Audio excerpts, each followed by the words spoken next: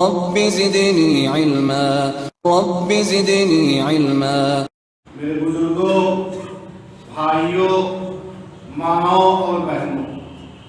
ہم اور آپ جانتے ہیں کہ نبی اکرم صلی اللہ علیہ وسلم کی بہت ساری امتیازات ہیں۔ ان امتیازات میں ایک اہم ترین چیز آپ کا خاتم النبیین، آخری نبی اور رسول ہونا۔ آخری نبی اور رسول ہونے کا مطلب اب نبی اکرم صلی اللہ علیہ وسلم کے بعد قیامت تک کوئی دوسرا نبی نہیں آئے گا، یعنی نبی اکرم صلی اللہ علیہ وسلم جو دین اور شریعت لے کر کے آئے، قیامت تک آنے والے تمام انسان انہی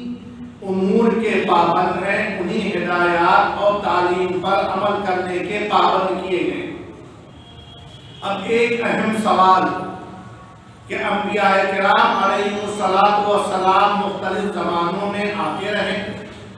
اور ایک وقت تو ایسا سلسلہ تھا کہ دادا، ان کے بعد ان کے والد اور ان کے بعد ان کے پوتے، یعنی یہ نبوت کا سلسلہ نسلوں در نسل چلتا رہا، اور جب نسلوں در نسل چلتا رہا تو آخر اس نبوت کے سلسلے کو ہر نسل میں چلانے کا مقصد کیا تھا؟ اس کی بنیادی وجہ یہ تھی کہ ہر قوم اور امت کے اندر وقت گزرنے کے ساتھ ساتھ، حالات کے تبدیلی کے ساتھ، ماحول میں فرق آنے کے ساتھ اگر کچھ خوبیاں پیدا ہوتی ہیں تو وہیں پر کچھ خامیاں اور برائیاں ہوتی ہیں، اور اللہ تبارک و تعالیٰ نے مختلف انبیاء اور رسول کو اپنے زمانے میں اس زمانے کی اہم ترین چیزوں کی جانب توجہ دلانے کے لیے بھیجا۔ لہذا جو چیزیں ضروری تھیں ان انبیاء نے آ کر اپنی قوموں کو اس جانب توجہ دلائی۔ لہذا جب ہم انبیاء کی سیرت اور تاریخ کا مطالعہ کرتے ہیں تو ہمیں پتہ چلتا ہے اگر حضرت ابراہیم علیہ السلام نے اس چیز کی کوشش کی کہ کس طرح بت پرستی، شرک، بدعت و خرافات قوم سے ختم ہو، اور اس کے لیے مختلف طرح سے آپ کو اذیتیں برداشت کرنی پڑی، ایک جگہ سے دوسری جگہ ہجرت پہ مجبور ہونا پڑا، ایک بیٹے کو تنہا مکے میں تو دوسرے بیٹے اور ان کی والدہ کے ساتھ آپ علیہ السلام بیت المقدس کے پاس رہے۔ حضرت موسیٰ علیہ السلام کا دور آیا تو حضرت موسیٰ علیہ السلام کی پوری توجہ ظلم و زیادتی کی کا خاتمہ، ظالم کو ظلم کے انجام سے مکمل طور پر واقف کرانا، اور پھر اس کے بعد قوموں کو یہ احساس دلانا تھا کہ جب بھی کسی قوم پر ظلم و زیادتی ہوتی ہے تو ایک طرف تو ظالم کی بدنیتی ہوتی ہے اور دوسری جانب مظلوموں کی بہت سے امور میں لاپرواہیاں ہوتی ہیں۔ لہذا بنی اسرائیل کے اندر جو مختلف بے اعتدالیاں، انبیاء کی شان میں گستاخیاں، اچھے حالات میں موج و مستی کرتے رہنا، شریعت کو نظر انداز کرنا، اور برے حال میں رونا پیٹنا، انبیاء سے دعاؤں اور مختلف چیزوں کا مطالبہ کرنا، اگر اس طرح کی اہم ترین چیزیں پائی گئیں تو وہیں پر ہماری نظر حضرت شعیب علیہ السلام اور ان کی امت کی طرف جاتی ہے کہ قرآن کریم میں اس امت کی جو خامی بیان کی گئی، سب سے بڑی خرافات کا تذکرہ کیا گیا، وہ تھا ناپ تول میں کمی کرنا، ناپ تول میں کمی کرنا، بے ایمانی کرنا، خود لیتے وقت زیادہ سے زیادہ لینے کی کوشش، اور جب حق دینا ہو تو اس میں لاپرواہی اور دوسرے کے حقوق کو مارنا۔ اسی طرح ہماری نظر قوم لوط پہ جاتی ہے کہ اللہ تبارک و تعالیٰ نے اس قوم کی سب سے بڑی برائیوں میں وہ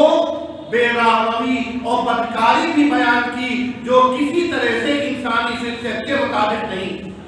اب سوال یہ اٹھتا ہے کہ اللہ تبارک و تعالیٰ نے جب مختلف انبیاء بھیجے تو اس زمانے کی اہم ترین چیزوں کی جانب توجہ دلانے پہ معمول کیا، اور انبیاء آتے رہے، حضرت ابراہیم علیہ السلام، ان کے بعد حضرت اسحاق علیہ السلام، ان کے بعد حضرت یعقوب علیہ السلام، اس کے بعد حضرت یوسف علیہ السلام، یعنی نسل در نسل یہ سلسلہ چلتا رہا، اور قوموں کی برائیوں اور دیگر اہم امور کی جانب توجہ دلائی جاتی رہی۔ لیکن اب جبکہ نبی اکرم صلی اللہ علیہ وسلم کی بعثت کے تقریباً 1450 سال گزر چکے ہیں اور کوئی دوسرا نبی نہیں آیا ہے، اور نہ صرف یہ کہ آیا نہیں بلکہ قیامت تک نہیں آئے گا، تو اب نئے امور جو قابل توجہ ہیں، وہ برائیاں جن کی جانب توجہ دلانی ضروری ہے، ماحول اور حالات کے بدلنے کے ساتھ ساتھ جن چیزوں کی جانب توجہ دلانا اس وقت اور اس علاقے کی ضرورت ہے، یہ تعین کیسے ہوگا؟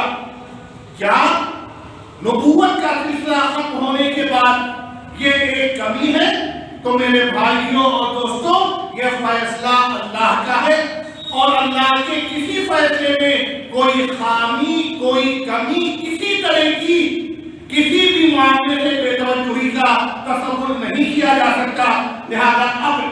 ہماری نظر خود نبی اکرم صلی اللہ علیہ وسلم کی سنت اور سیرت اور دعوت میں پڑتی ہے، تو ہم دیکھتے ہیں کہ نبی اکرم صلی اللہ علیہ وسلم کی زندگی کو بنیادی طور پر دو حصوں میں تقسیم کیا جاتا ہے، نمبر 1 مکی دور اور نمبر 2 مدنی دور۔ نبی اکرم صلی اللہ علیہ وسلم کے مکی دور پر جب ہماری نظر پڑتی ہے اور اس زمانے میں نازل ہونے والی آیتوں اور قرآنی صورتوں کو ہم دیکھتے ہیں، تو اندازہ ہوتا ہے کہ نبی اکرم صلی اللہ علیہ وسلم نے اپنے اس پہلے دور میں عقائد کی جانب توجہ دی۔ ان آیات میں زیادہ تر توحید، اس کی اہمیت، شرک، بت پرستی سے دور رہنے کی تعلیم، اور کس طرح سے توحید مختلف طرح سے نجات اور انسانی زندگی میں مختلف نعمتوں کا ذریعہ بنتی ہے، ان چیزوں کی جانب توجہ دی گئی۔ اس کے بعد رسالت اور نبی اکرم صلی اللہ علیہ وسلم کے تئیں اطاعت و فرما برداری کا جذبہ پیدا کیا گیا، اور یوم آخرت کے تعلق سے مختلف حقائق کو بیان کر کے بندوں کو تیار کیا گیا کہ آخرت کے لیے یہ زندگی گزاریں، اور اس زندگی کے ایک ایک عمل پر آخرت کے انجام کو مد نظر رکھیں۔ لیکن اس پہلے دور کے بعد اب آپ صلی اللہ علیہ وسلم جب ہجرت کر کے مدینے پہنچتے ہیں، تو ہم مدینے کے اندر نازل ہونے والی آیات اور صورتوں پہ غور کرتے ہیں، تو یہاں اندازہ ہوتا ہے کہ طرز زندگی کیسے گزاری جائے، ایک دوسرے کے ساتھ رہن سہن کے طریقے کیا ہوں، ہمارے معاملات کس انداز میں چلنا چاہیے، غیروں کے ساتھ، دوسرے مذاہب کے لوگوں کے ساتھ، آپس میں ایک دوسرے کے ساتھ، کاروبار میں کیا حلال ہے، کیا حرام ہے، کیا صحیح ہے، کیا غلط ہے، یہ چیز دوسرے مرحلے میں نسبتاً تفصیل سے بیان کی گئی۔ اور پھر جب نبی اکرم صلی اللہ علیہ وسلم مدینہ منورہ سے کسی جماعت کو کسی دوسرے نئے علاقے میں بھیجتے ہیں، تو اب یہ نہیں کہ اب مدینے میں میں جو طرز اختیار کر رہا ہوں، یہی دعوت اور انہی چیزوں پر تم دوسری قوموں کو توجہ دلانا، بلکہ حضرت معاذ بن جبل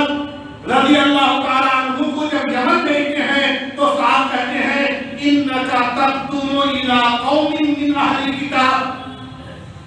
اب آپ جس قوم میں دعوت دینے جا رہے ہیں، اس قوم کے حالات، مزاج اور ماحول کو مد نظر رکھیے گا۔ سب سے پہلی چیز، یہ اہل کتاب ہیں، یہ توحید اور رسالت اور نبوت آسمانی کتابوں کو جانتے ہیں، اس کے باوجود ان کے اندر خرافات آئی، انبیاء کو ان کا اصلی رتبہ دینے کے بجائے بعد میں اس میں غلو کیا اور بعد میں اس میں کوتاہی برتی۔ لہذا آپ جا رہے ہیں اہل کتاب میں فَلْيَكُنْ أَوَّلَ مَا تَدْعُوهُمْ، लिहाजा आप उनके अंदर मदनी दौर में मैं आपको भेज रहा हूं, लेकिन पहली दावत देंगे इला अय्युहिदुल्लाह, कि अल्लाह को वाहिद माने, अल्लाह की तौहीद से कोई समझौता न करें, शिर्क व बुतपरस्ती, बिदअत व खुराफात, इन तमाम चीजों से पहले मरहले में बचना किसी भी कौम के लिए बतौर मुसलमान जरूरी है, तो किसी भी दाई के लिए दावत देते वक्त इन चीजों को तवज्जो दिलाना जरूरी है। और उसके बाद नमाज, जब तौहीद पर अमल पैरा हो जाए तो नमाज की अहमियत बताना, जब नमाज पढ़ने लगे तब उसके बाद ज़कात के बारे में बताना, जब ज़कात देने लगे तो अगले मरहले में अब हज और सौम रोजे का तज़किरा करना, ये बतदरीज, यानी जब भी कोई शख्स इंफरादी तौर पर किसी की इस्लाह में मामूर हो, इलाकाई तौर पर मामूर हो, या इसी तरह से एक बड़े पैमाने पर दावत का काम करे, तो उसे अपनी तरजीहात मुतय्यन करनी है।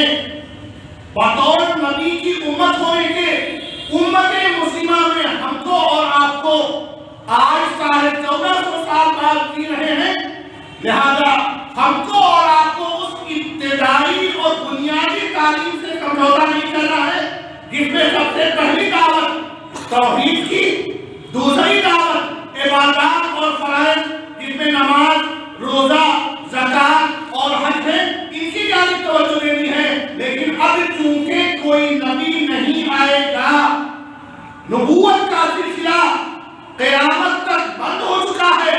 अब ये उम्मत नबी की सुन्नत को सामने रखकर दावत, तबलीग और दीन का काम करेगी। लिहाजा अब इस उम्मत की जिम्मेदारी है कि तय करे उस इलाके में जिसमें वो रह रहे हैं, जिसमें वो दावत का काम कर रहे हैं, उसमें क्या बुराइयां ज्यादा नुकसानदेह हैं। और इसी वजह से नबी अकरम सल्लल्लाहु अलैहि वसल्लम ने कहा वल उलमाउ वरसतुल अंबिया, ये उलमा जो दीन का इल्म हासिल करते हैं, दीन की बारीकियों और शरीयत की मकासिद और हिकमतों को समझते हैं, इनके ऊपर अंबिया की वरासत लाजिम की गई है। और वरासत का मतलब अपने पुरखों के छोड़े हुए जायदाद को लेना नहीं। वलअंबियाउ लम युवरिसू दीनारन वला दिरहमन, और अंबिया ने वरासत में दीनार और दिरहम, माल और जायदाद छोड़कर उलमा को ये नहीं कहा कि तुम इस माल और दौलत के मुस्तहिक होगे, वलाकिन्नहुम वरसुल इल्म, बल्कि उन्होंने वरासत में जो चीज दी वो है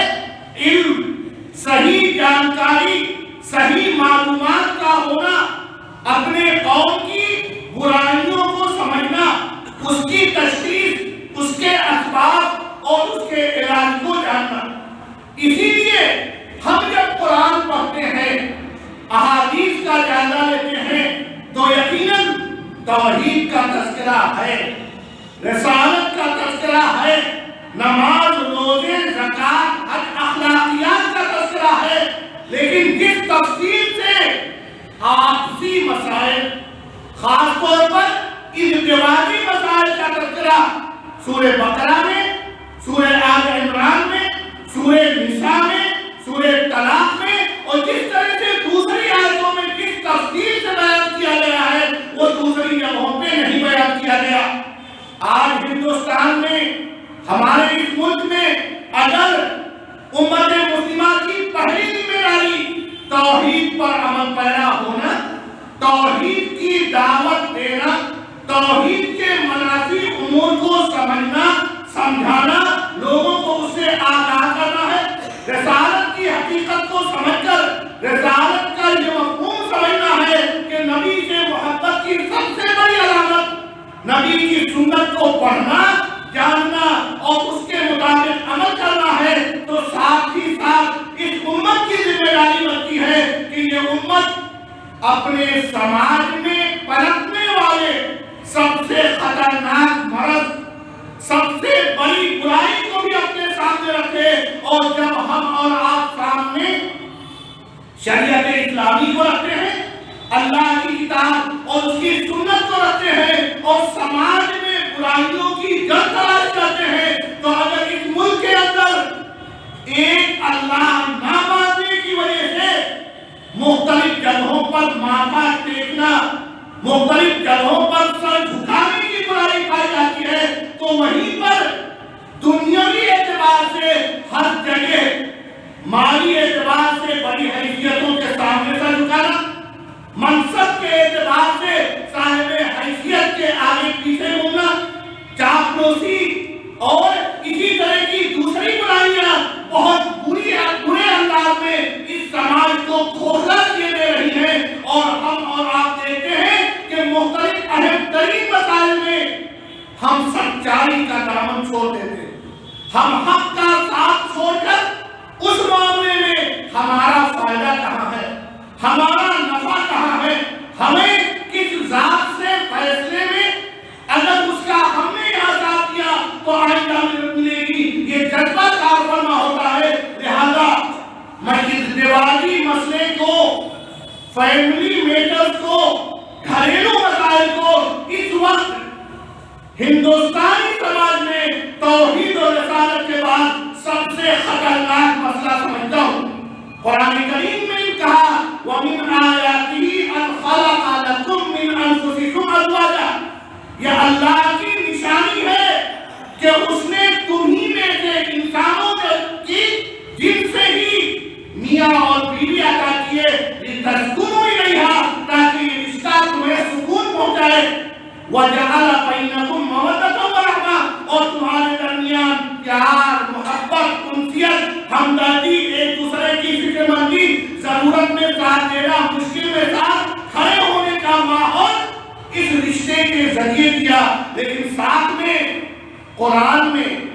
احادیث میں اس رشتے کے بکھرتے وقت، اس کے اندر غلط فہمیاں پیدا ہوتے وقت جو تفصیلی ہدایات دی گئی، آخر نماز کے سلسلے میں اتنی ہدایات کیوں نہیں؟ روزے کے سلسلے میں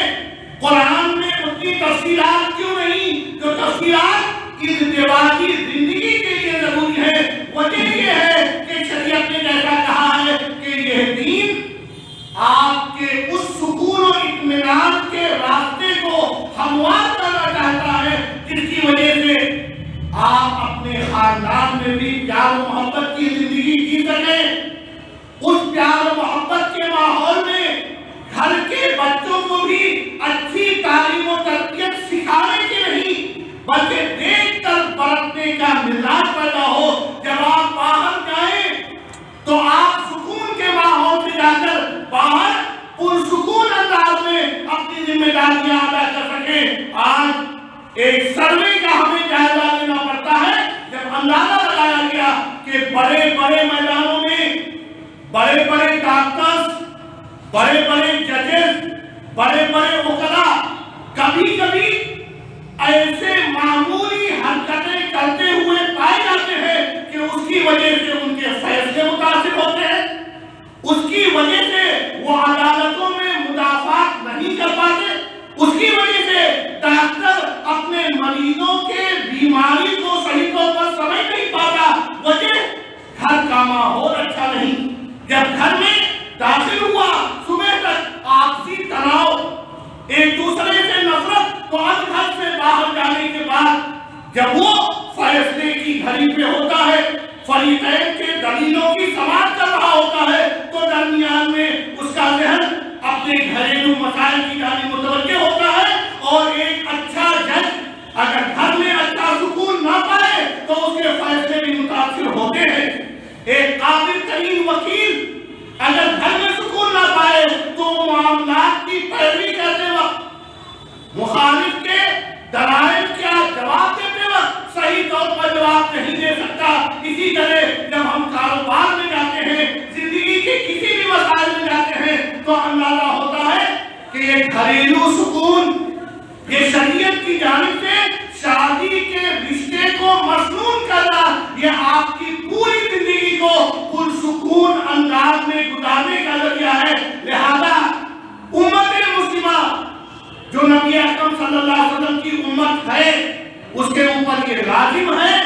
کہ موجودہ زمانے کی اس فتنے کو،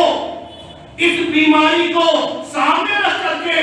اب تلاش کرے کہ آخر وہ کیا طریقے ہو سکتے ہیں کہ جس کی بنیاد پر یہ گھریلو اختلافات کم ہو،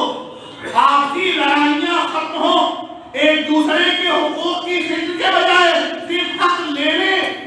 اور دوسرے کو نیچا دکھانے کا ماحول ختم ہو، دونوں کے رشتے داروں کے درمیان پیار و محبت کا ماحول پنپے۔ اور جب ہم دیکھتے ہیں کہ جب ہماری قوم کے لوگ عدالت جاتے ہیں،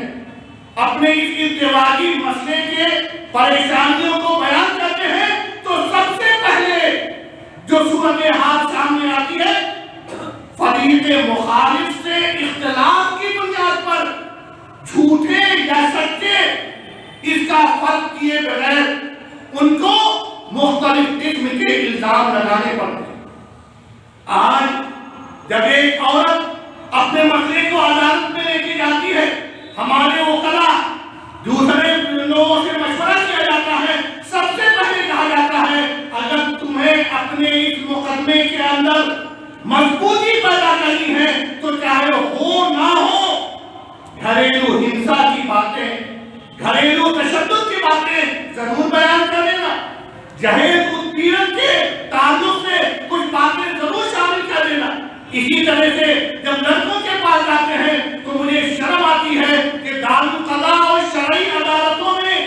جب اپنے مسئلے پیش کیے جاتے ہیں تو سب سے پہلے ایک لڑکی کی عزت کے تعلق سے اس کے اندر کی بے بنیاد باتیں لکھی جاتی ہیں۔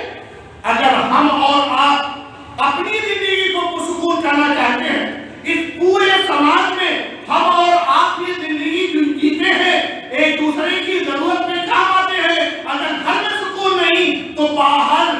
اس اطمینان سے کام نہیں کر سکتے۔ لہذا آج ضرورت ہے، چاہے ملکی عدالتیں ہوں، چاہے ہمارے فاضل وکلاء اور جج ہوں، چاہے علماء کرام یا وہ لوگ ہوں جو شرعی مسائل دیکھنے کی وجہ سے ان مسائل کو بھی دیکھتے ہیں، یا سماج کے بااثر اور پنچایت کی مؤثر شخصیتیں ہوں، انہیں دیکھنا چاہیے کہ ہمیں اور آپ کو اس مسئلے کو حل کرانے میں صرف دو لوگوں کی مدد نہیں کرنی،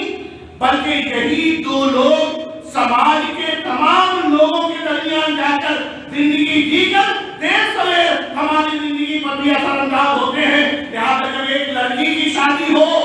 تو جس طرح بہت سے اسلامی ممالک میں کاؤنسلنگ کے پروگرام ترتیب دیے جاتے ہیں اور اس سے پوچھا جاتا ہے تم جس گھر میں رشتے کے بعد جا رہی ہو یا تمہارے گھر میں جو لڑکی آ رہی ہے ان کے رشتے داروں کی تفصیل بتاؤ۔ اگر تم جس گھر میں جا رہی ہو اس میں لڑکے کے بھائی ہیں، ان کی بہنیں ہیں، ان کے والدین ہیں، تو تم یہ بتاؤ کہ تم ان سے کیا کیا امیدیں اور توقع کرتی ہو، اور ساتھ میں ایک چیز اور ذہن میں بٹھاؤ، اگر لڑکے کے ماں باپ ہیں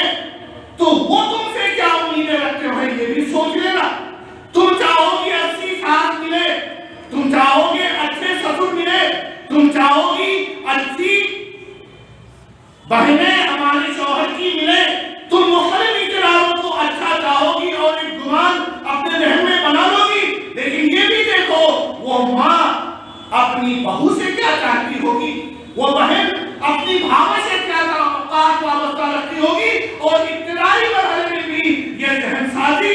کہ اگر ہم کچھ چاہتے ہیں تو ہم سے بھی سامنے والا کچھ امیدیں وابستہ کیے ہوئے ہوگا۔ ہم جان لیں کہ اگر ہم نند ہوتے تو اپنی بھاوش سے کیا چاہتے، ایک بھاوش سوچے اور ایک نند سوچے، اور جب اس طرح کی دو طرفہ سوچ ہوگی تو مطالبات میں کمی آئے گی، بے وجہ کی غلط فہمیاں دور ہوں گی،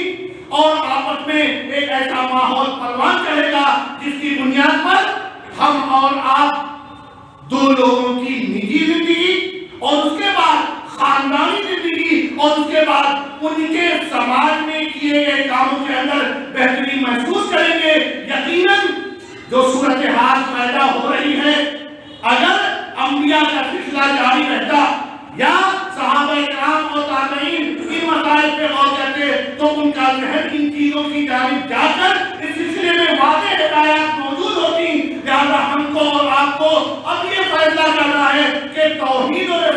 उससे समझौता नहीं, लेकिन समाज में क्या जरूरतें हैं, क्या चीज मसाइल का सबब बन रही है, उसे कैसे दूर किया जाए। और हम अपने तमाम लोगों से, हर एक के पास लोग अपने मसाइल बयान करते हैं, मशवरे लेते हैं, वो मामलात अदालत और दारुल कदा और पंचायतों में जाते हैं। ये हकीकत उनके जहनों में बिठाएं कि बेबुनियाद इल्जामात सुकून पहुंचाने के बजाय आपके मुसीबत में इजाफे का सबब बनेंगे। और इसी वजह से नबी अकरम सल्लल्लाहु अलैहि वसल्लम की एक हदीस आमतौर पर हम लोग समझते हैं कि ये मामूली बात नबी अकरम सल्लल्लाहु अलैहि वसल्लम के ताल्लुक से क्यों कही गई, खैरुकुम ली अहली, तुम में सबसे बेहतर इंसान कौन है, जो अपने घर वालों के साथ अच्छा हो। एक बीवी अपने शौहर के साथ अच्छी हो, एक शौहर अपनी बीवी के साथ अच्छा हो, और जब ये दोनों अच्छे होंगे तो नबी अकरम सल्लल्लाहु अलैहि वसल्लम उसे कायनात का,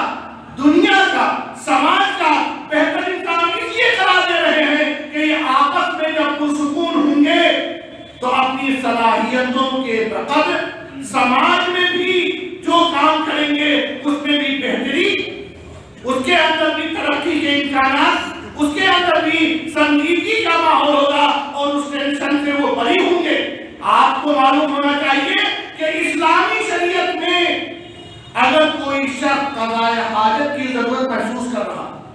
अगर कोई शख्स सख्त गुस्से में है, तो उसे फैसला करने, उस वक्त जज की हैसियत से फैसला लिखने की इजाजत नहीं है। लिहाजा जो लोग अपने घरों में हमेशा लड़ते रहते हैं,